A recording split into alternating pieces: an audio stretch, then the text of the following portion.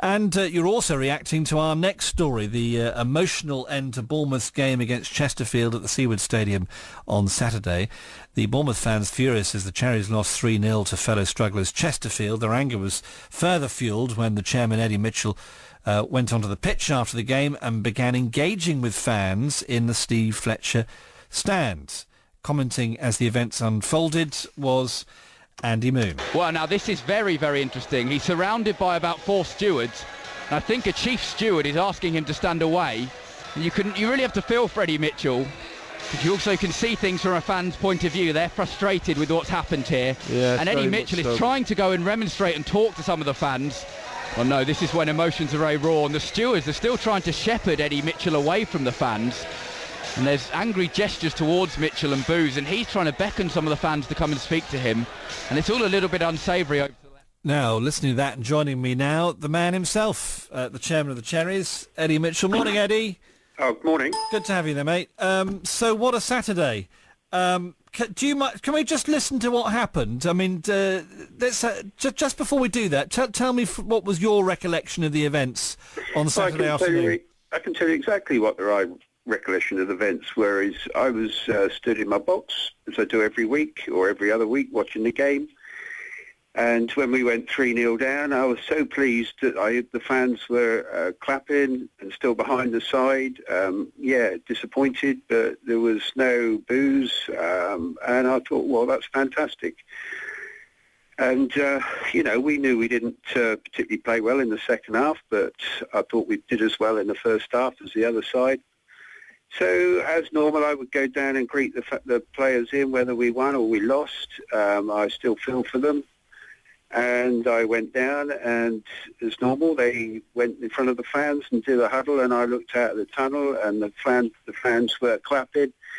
And I thought, well, fantastic, what a great gesture. So I decided to go down and join in. Maybe it wasn't a wise thing to do, but I'm a supporter, and I'm also the chairman, and if I haven't got the right to come down and join in the celebrations, or at least the, what should I say, maybe not celebrations, but, to show our support for the players after what proved to be a disappointing afternoon, then, so be it. But I'm a fan, and if, that's what I want to do. If I want to go in the North Stand, that's what I'll do. Well, Eddie, like cricket. Okay, let's have a listen. This is how our audience heard it, and we'll come back and talk some more. Don't go away. The lad in the leather jacket, whose eyes seem to want to pop out of his head, why didn't you jump over the fence and have a chat with me? Come on. No, 1 for 1. Are you frustrated with the team that we've got? Would you be there if we won 4-1 today? Is football guaranteed? Are results guaranteed? This time 4 months ago, you all invaded the pitch. The stewards are still trying to ask Eddie Mitchell to stay away from the fans. They're obviously worried about the kind of situation. And in fact, someone has taken the microphone away from Eddie Mitchell, and he's now walking back towards the tunnel.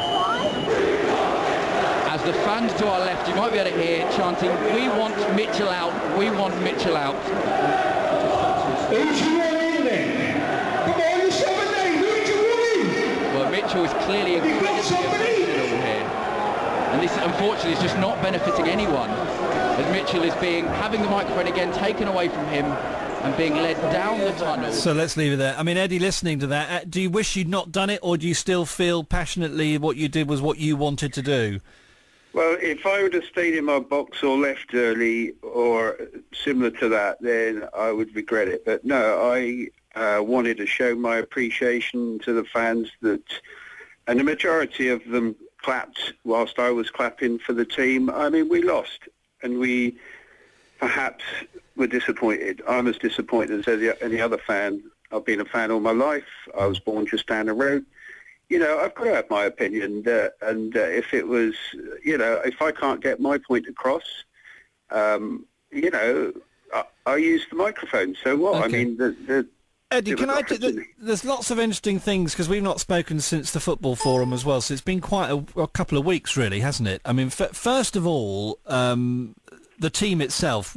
It's only last season I was saying on the air, gosh, we could have all three of our teams in the same division, because you're all at the top of the league, or Portsmouth already in the next one up, but it could have all been like that, and now it all seems to have gone wrong. Why do you think that is? It's pretty obvious why it is. We've lost a lot of players.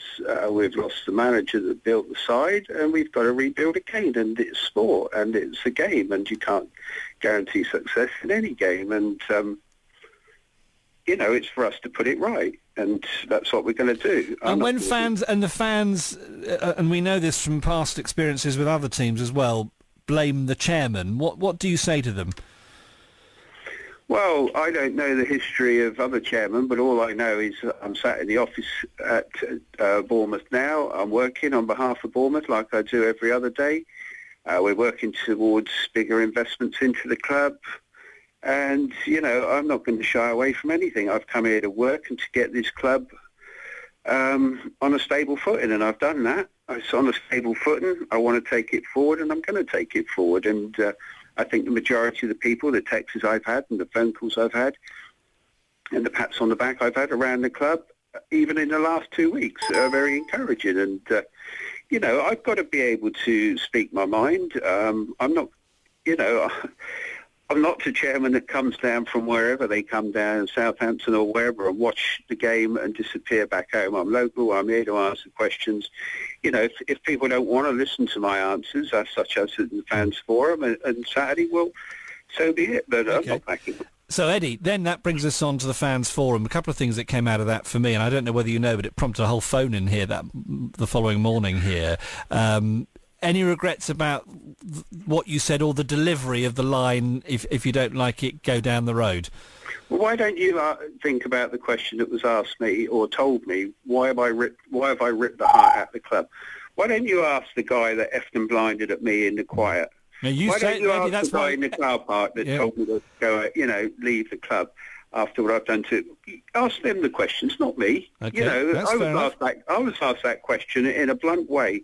Why had I ripped the heart out of the club? Well, 2 years ago, this club was near to non-existence, and I was brave enough to put my foot forward, and I've done it, and I've made it work. And this club is not now nearly going out of existence. It can flourish. The majority of the 7,000 fans that come here regularly are 100% behind this club. If a few are disgruntled, well, I don't blame them, because we are second from bottom of the league. I'm disgruntled, and it's for me to help the players and the management get it out of this position. But well, for what it's worth, I'm looking at some texts here who, texter here agreeing if it wasn't for Eddie, we wouldn't have a club. So just want you to know that there's always two sides to every argument here, and that's what people are saying. And the other thing that concerned some of our audience, even non-football fans, was the pressure that your family are under. And you mentioned that in the football forum, and sort of non-football people were concerned to hear that kind of thing. What's that like? Well, I'll tell you what it's like. Every day since I don't know when, I get the Echo, and I've opened the Daily Echo today, and it's my picture, and I'm a disgrace. If I'm a disgrace for what I've done for this club, then fine. If they want a scapegoat, they can use me. But all I can say is you shouldn't believe everything you read in the paper, that's for sure, especially not this paper. How do you cope with all that? How do I cope with it? Yeah. It's in the bin.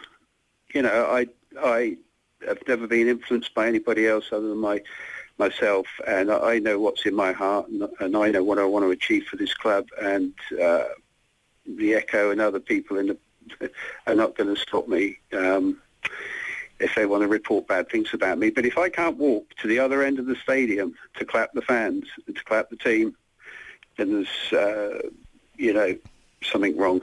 So I'm not going to stop doing it. I'm going to go to the North Stand whenever I feel the opportunity is there. Last year I went there half a dozen times, and people wanted their photographs taken with me, and they were chanting my name because we're winning games. Okay, we're not winning games now. But, life is about winning and losing. It's not about winning all the time. And when you're injured, you need support. And the team at the moment are injured, and they need support. That's the time when people do need it. You don't have a walking stick when you haven't got a bad leg. And, we've got to stick together, and we've got to get back where we were. And I think you'll find over the next few weeks the announcements that we've got at the club and, the thoughts on where we're going.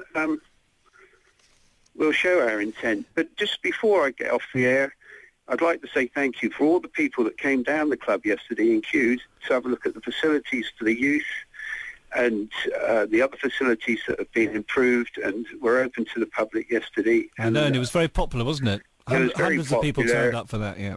You know, and I don't want to blow my own trumpet, but every one of those changes has come from me. I circulate this ground virtually every day, and I'm looking for improvement. I'm looking for improvement for the youth, the young lads, the community. It's not just about 11 players on a pitch. It's about a club. And a club is a group of people getting together and enjoying whatever they're doing, and that's what I want for this club. Eddie, we're going to leave it there. Thank you for coming on the show this morning. I'm very grateful to you, and it's clearly been a difficult few weeks for you and the club, and we'll talk again sometime. Thank you very much indeed. Thank you. Eddie Mitchell is the chairman of the Cherries. What's your reaction to that? If you're a Cherries fan, you get on the phone, 0845 30 30 961. You text Solent to 81333. And if you're not a football fan, how do you view this story unfolding as we've heard on the airwaves in the last few weeks? I'd like to hear your views on that as well.